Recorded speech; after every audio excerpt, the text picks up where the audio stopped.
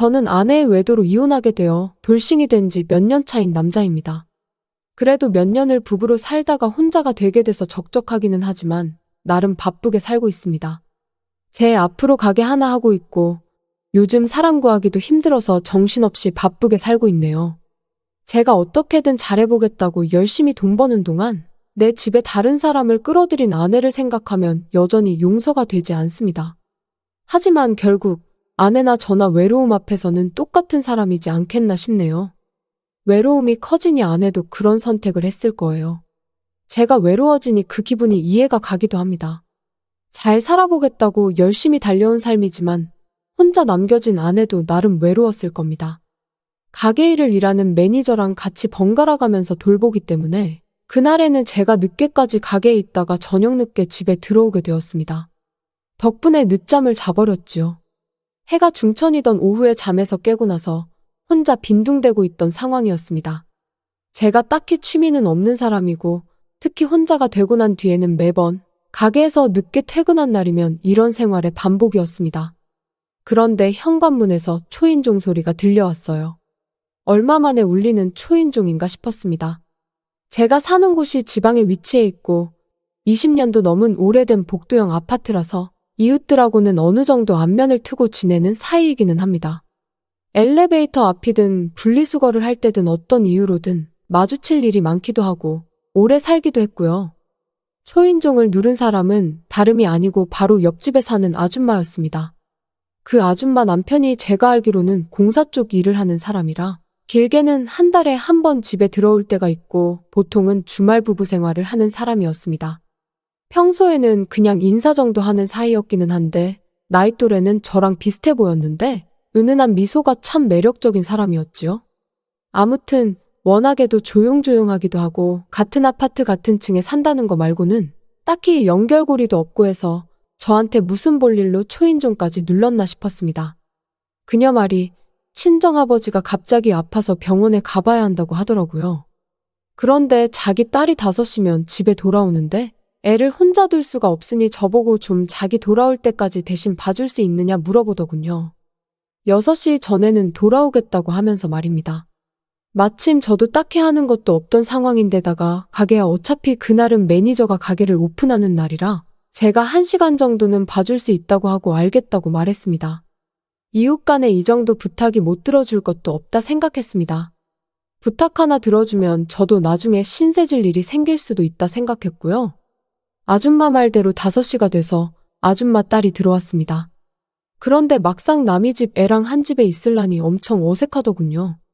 제가 원래 애를 별로 좋아하지 않아서 전처와 사이에 애도 없었는데다가 제가 혼자 되고 난 뒤로부터는 집에 애들이 관심 가질 만한 것도 아무것도 없었으니 말이지요. 그 흔한 TV도 수신료 아깝다고 없애버렸던지라 TV를 틀어줄 수도 없었고 말입니다. 다행히도 옆집 아줌마가 온다던 시간보다 조금 이르게 도착을 했어요. 덕분에 저도 한시름 놓았지요. 30분도 안 되는 짧은 시간이었는데 그걸 가지고 몇 번이고 고맙다고 고개 숙여 인사하는 모습에 이 아줌마가 예의가 바른 사람이라는 생각이 들었지요. 그리고 그녀가 집으로 돌아갔는데 1분도 지나지 않았는데 그녀가 다시 저희 집 초인종을 눌러왔습니다. 무슨 일인가 싶었는데 그녀가 저한테 또 꾸벅꾸벅 고개를 숙이더니 죄송하다고 하면서 집 열쇠를 병원에 두고 왔다고 하더라고요. 병원에서 친정엄마가 열쇠를 가지고 오는 길이라고 그러니 조금만 더 신세를 질 수 없겠냐고 물어보더군요. 요즘 열쇠 쓰는 집이 어디 있냐고 하시겠지만 저도 도어락 따로 안 해놓고 열쇠를 쓰고 있습니다.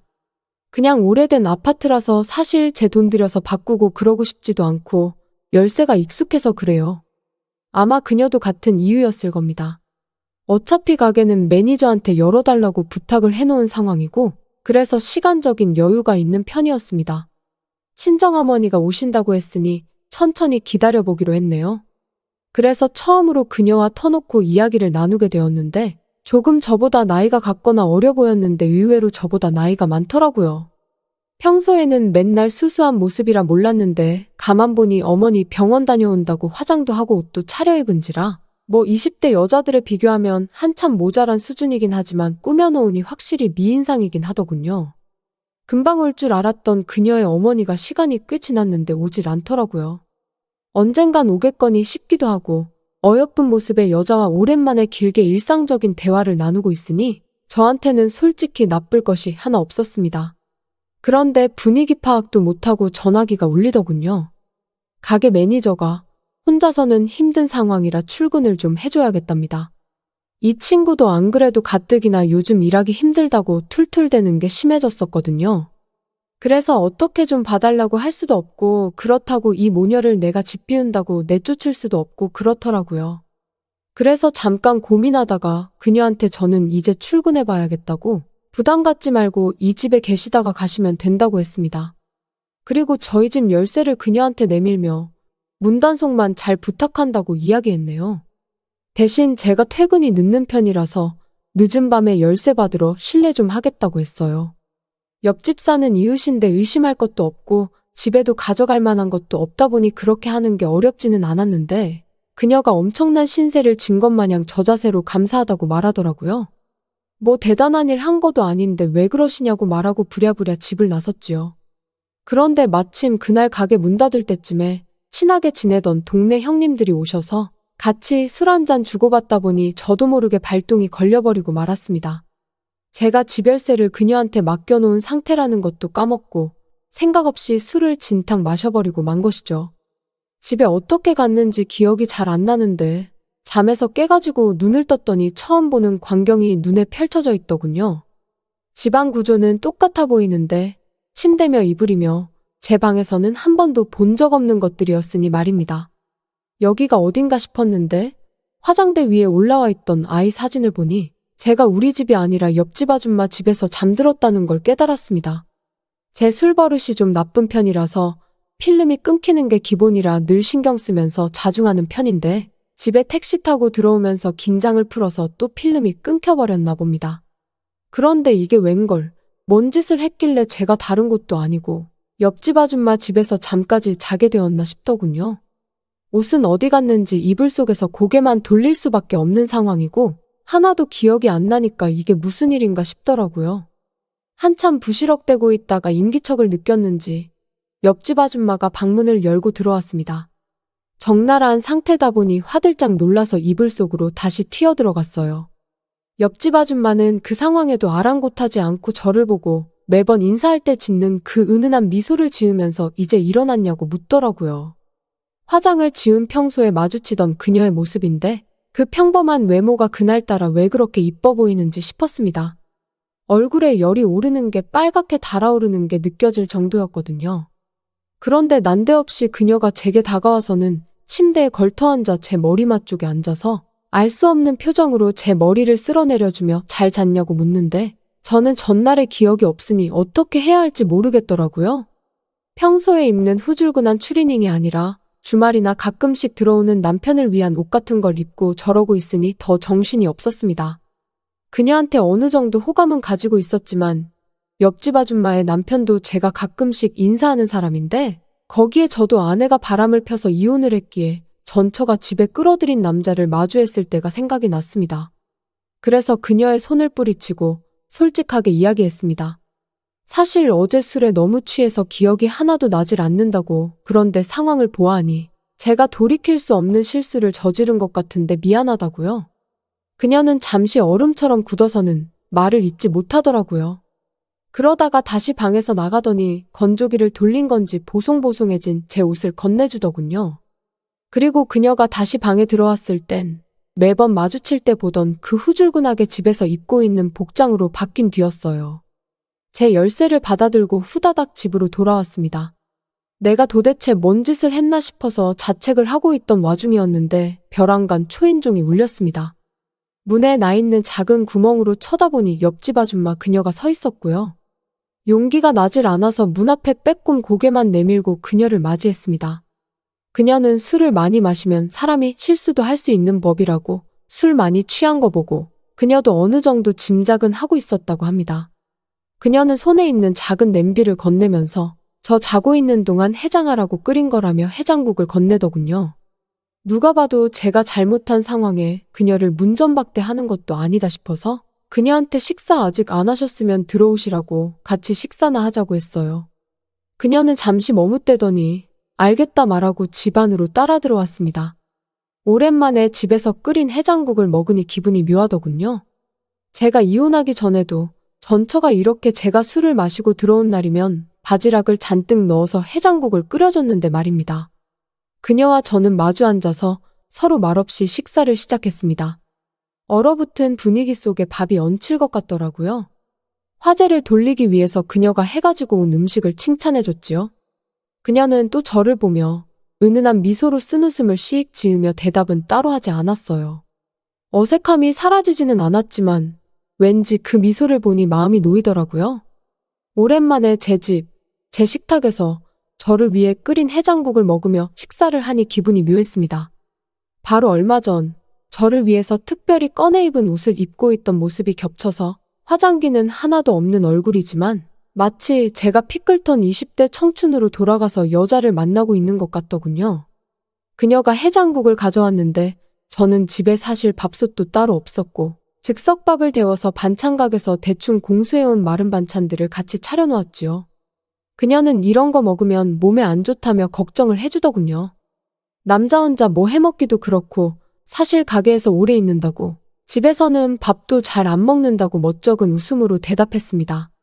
그러니 그녀가 가끔씩 이렇게 음식을 해다 줄 테니 집에서라도 밥을 잘 챙겨 먹으라고 하더군요. 밖에 나가서 먹는 거 사실 몸에 좋을 것도 하나 없다면서요. 그러한 그녀의 배려심이 지금뿐만 아니라 제가 기억이 나지 않는 어젯밤에는 얼마나 대단했을까 생각하니 필름이 끊겨버린 게 안타깝기까지 하더군요.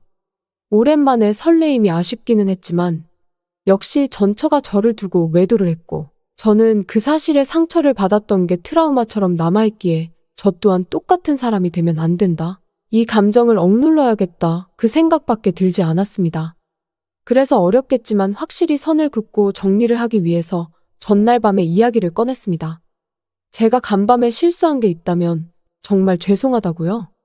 그러니 그녀는 얼굴이 홍당무 마냥 빨개지면서 아니라고 저 덕분에 오랜만에 좋았다고 남편 출장 보내놓고 애만 키우며 여자인 걸 잊고 아줌마로 살았는데 정말 오랜만에 여자로 돌아와서 오히려 좋았으니 죄송할 거 없다고 자기가 다 고마울 지경이라고 하더군요.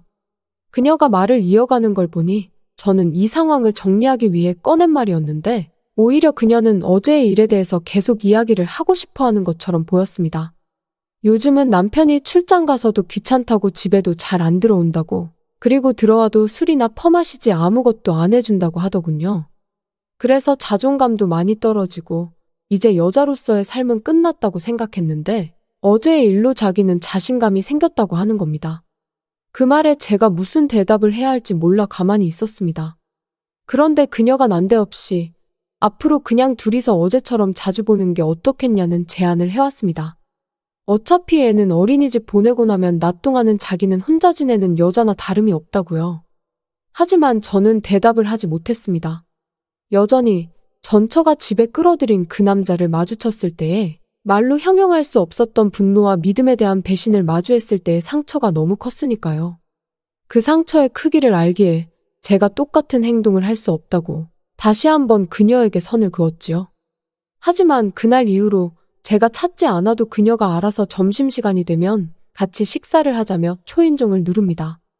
저는 그날의 실수를 책임지기 위해서라도 그녀를 문전박대하지 않고 저희 집안으로 들이지요. 그렇게 그녀는 점심시간에 저와 같이 식사를 하고 집으로 돌아갑니다. 그녀와 저희 인연의 끈은 놓아지지 않은 상황이지요. 어쩌다 가끔 제가 출근하는 시간이 되면 현관문을 열어놓고 문 앞에서 저보고 어서 들어오라는 듯이 저를 응시하는 그녀를 볼 때면 설레이는 마음을 억누르기 힘듭니다. 여전히 그녀는 매력적이고 적극적인 모습이지요. 이젠 어떻게 해야 할지 모르겠습니다. 지난번처럼 술을 진탕 먹고 또 저질러 볼까 생각하지만 다시 그녀와 그럴 일이 있다면 술 한 방울 마시지 않고 오롯이 그녀의 모든 걸 느껴보고 싶습니다. 전처 이후로 처음 만난 여자라 더 마음이 가는 걸까요? 잘 모르겠네요. 하지만 확실한 건 오늘도 그녀의 집 문은 저를 위해 열려 있을 거라는 것입니다.